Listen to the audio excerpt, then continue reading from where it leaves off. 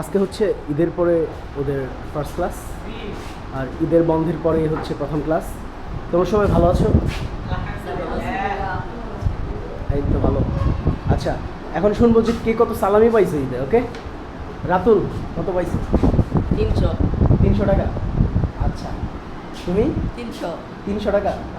আচ্ছা, তুমি কত? 450 450। তুমি? 600 600 টাকা। তুমি? 450 450।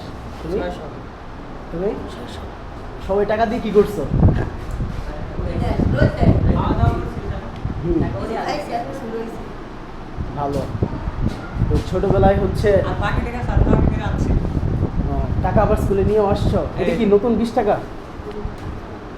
এটা হচ্ছে নতুন 20 টাকা, বাংলাদেশের নতুন 20 টাকা। এটা হচ্ছে নতুন 50 টাকা।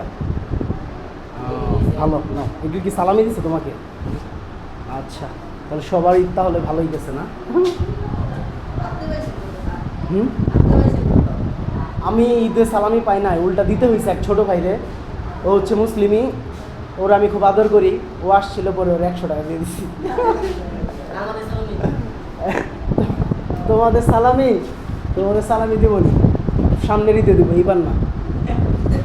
না, সামনের ঈদেই দিব, এইবার দিব না। কারণ হচ্ছে আমি তো এই সবে মাত্র জয়েন করলাম না, সামনে দিব।